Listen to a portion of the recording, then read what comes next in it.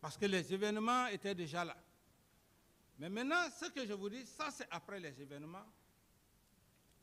Donc il faut saisir la commission, il faut saisir l'ONU, l'international, ainsi de suite. Je fais ça et le colonel Pivi,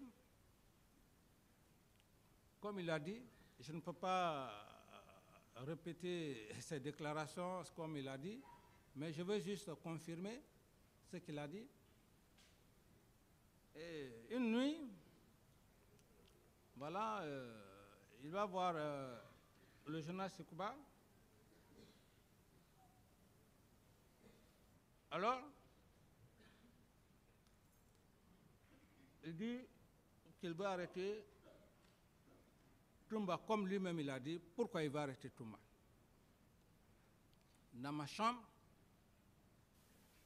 pendant ce temps, Toumba fait sa rentrée. Il dit d'ailleurs, il est rentré, je vais l'arrêter. Puisque j'avais déjà saisi la commission internationale, c'est là où je suis descendu, je dis non.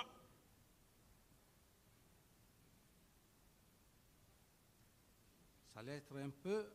Comment vous pouvez saisir la commission de la CPI et vous organiser, et en même temps vous voulez arrêter? Ça veut dire que vous voulez, je veux me rendre moi-même justice. J'ai dit de ce soir, et c'est comme ça que ça s'est passé. Mais les jours qui ont suivi, quand la commission internationale, la CPI est venue, ils m'ont contacté, on a échangé. J'ai dit que tous les hommes, vous pouvez effectivement les consulter.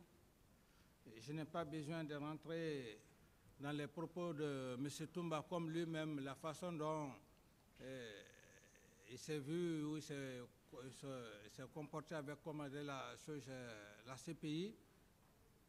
Je n'ai pas le droit de parler de cela. Cette commission a fait son travail, elle est partie. Alors, Monsieur le Président, et assesseurs, mes chers magistrats, je voulais vous dire que les événements du 28 septembre, l'événement du 28 septembre, la conséquence, c'était un complot savamment orchestré pour me faire partir ou me tuer, l'un des deux. Par qui? On a le courage de le dire. Et j'en profite de l'occasion pour demander à mes oncles du Konya là-bas, qui ont tant soutenu le professeur Alpha Condé, et même jusqu'à maintenant, même pendant que je suis en train de parler, Monsieur le Président, mes oncles du Konya, il y a certains qui ne sont pas contents. Mais la vie, c'est une question d'honneur. Personne ne restera éternellement sur terre. C'est la vérité. Il faut vous dire la vérité, Monsieur le Président, pour que votre peuple sache ce qui s'est passé. Pourquoi les événements du 28 septembre, Monsieur le Président? On ne meurt qu'une seule fois, on ne meurt pas deux fois. C'est ça le caractère aussi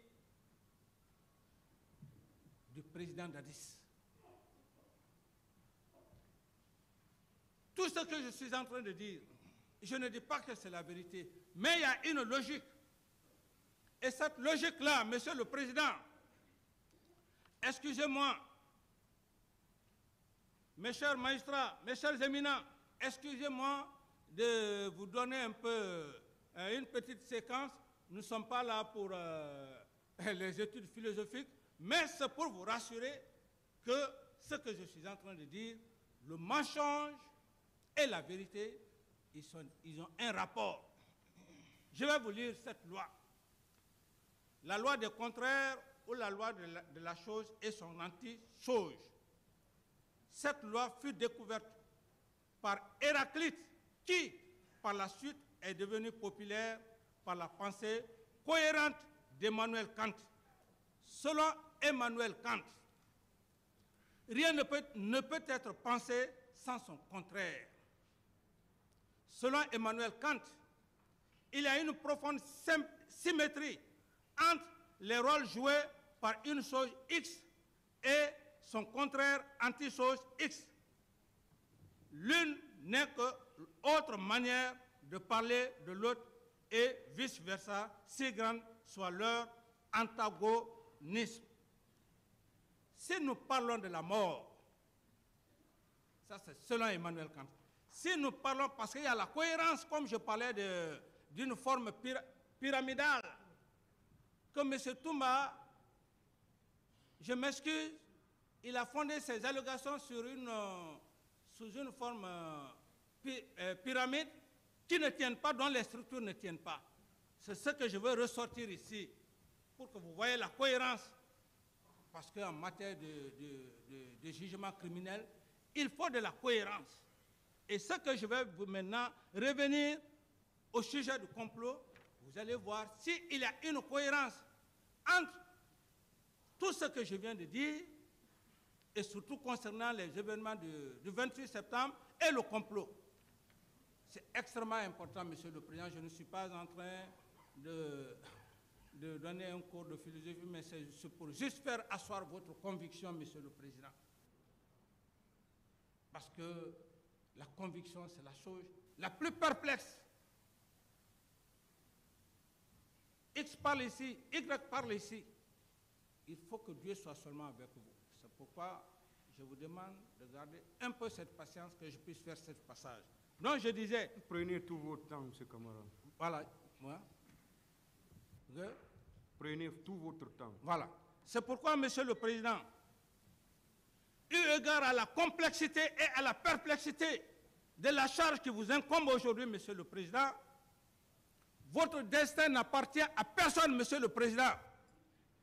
Votre destin est inscrit en lettres de sang sur votre front. Le moment où vous devrez prendre la décision, cette lecture, je fais simplement ça pour que vous cherchiez un peu le raisonnement dialectique. J'ai parlé d'Héraclite. Héraclite avait une pensée qui avait pris presque à l'époque toute la pensée de ce monde, mais il n'y avait pas une logique, ce n'est qu'Emmanuel Kant. Donc je disais, si nous parlons de la mort, c'est qu'il y a la vie. Parlant du bien, c'est qu'il y a le mal. Il en est de même entre la vérité et le mensonge. Bien que antimoniques, mais ils sont dans une parfaite harmonie de complémentarité, l'une de l'autre, inséparables. Sans le mensonge, il ne peut pas y avoir de vérité. En matière de jugement, selon Emmanuel Kant, la vérité étant la première thèse, le mensonge la deuxième thèse, l'harmonie, la symétrie ou la liaison dialectique, entre les deux ressort une troisième thèse qui est la conclusion ou le jugement qui relève exclusivement de la sagesse de la Cour que vous présidez, Monsieur le Président. D'aucuns peuvent penser que c'est une lecture bidon. C'est ce qui va vous permettre, Monsieur le Président. C'est très clair. Héraclite, Emmanuel Kant, à leur époque. Alors, Monsieur le Président, je dirais que ce qui obligerait certains de contraire, voilà, je reprends la partie. Je dis, très bien, le mensonge,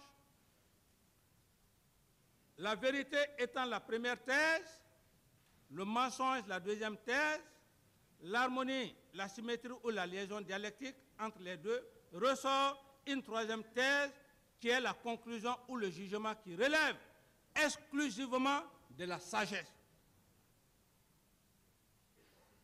ça veut dire votre sagesse, Monsieur le Président, bien que votre nom ne soit pas là. Mais Emmanuel Kant l'a fait, ça c'est pour toute l'humanité.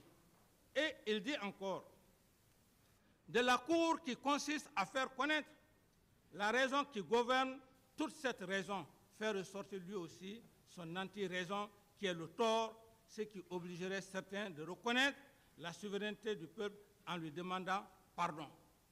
Alors, Monsieur le Président, la pensée d'Emmanuel Kant sur la loi de contraire s'étend sur tout au long de l'histoire des peuples et des nations en partant de la lutte des contraires ou la lutte des classes.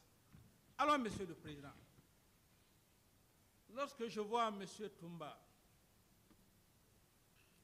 venir devant cette barre, Monsieur le Président, pour dire que moi je dois venir demander pardon, ma pitié s'intéresse. Quel pardon? Quel pardon vais-je demander? Lui qui est sorti, Monsieur le Président, il a parlé, Monsieur le Président, qu'on ne vienne pas troubler la cérémonie sacrée de Carlos. Je veux dire votre cérémonie sacrée, qu'on ne vienne pas troubler votre cérémonie sacrée. C'est lui et c'est quoi qui doivent venir ici devant votre barbe, demander pardon à tout le peuple de Guinée, parce que le peuple de Guinée a été endeuillé.